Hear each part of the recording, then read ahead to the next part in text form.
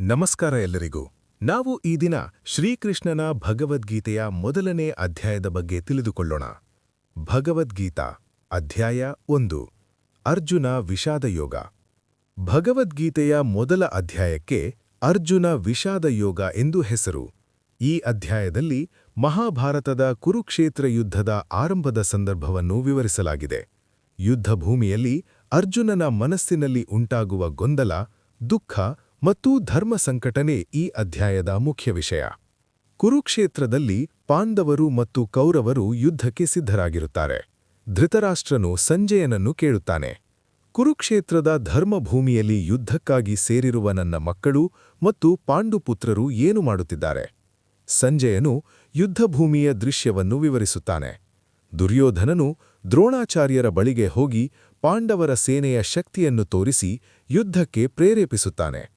ಎರಡೂ ಸೇನೆಗಳು ಶಂಖ, ಭೇರಿ, ಮೃದಂಗ ಮುಂತಾದ ವಾದ್ಯಗಳನ್ನು ಊದುತ್ತಾ ಯುದ್ಧಕ್ಕೆ ಸನ್ನದ್ಧವಾಗುತ್ತವೆ.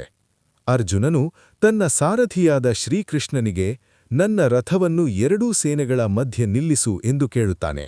ಯುದ್ಧಭೂಮಿಯಲ್ಲಿ ನಿಂತು ನೋಡಿದಾಗ ಅರ್ಜುನನಿಗೆ ಎದುರಿನಲ್ಲಿ ತನ್ನದೇ ಬಂಧುಗಳು, ಗುರುಗಳು, ಸ್ನೇಹಿತರು ಕಾಣಿಸುತ್ತಾರೆ.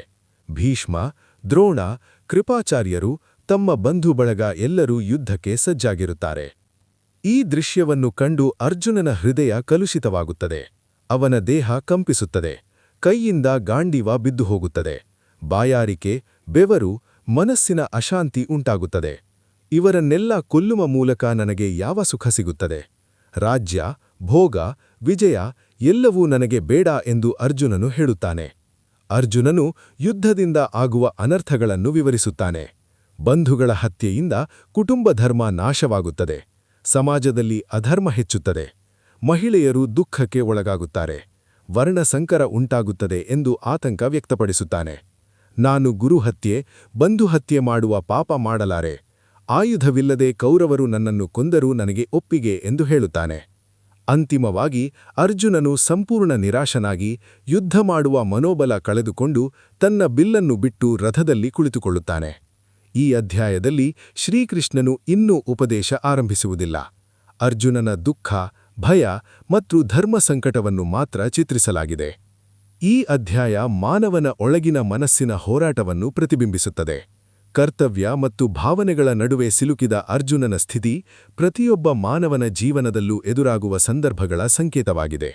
ಮುಂದಿನ ಅಧ್ಯಾಯಗಳಲ್ಲಿ ಶ್ರೀಕೃಷ್ಣನು ಈ ವಿಷಾದಕ್ಕೆ ಪರಿಹಾರವಾಗಿ ಜೀವನದ ಮಹತ್ವದ ತತ್ವಗಳನ್ನು ಉಪದೇಶಿಸುತ್ತಾನೆ.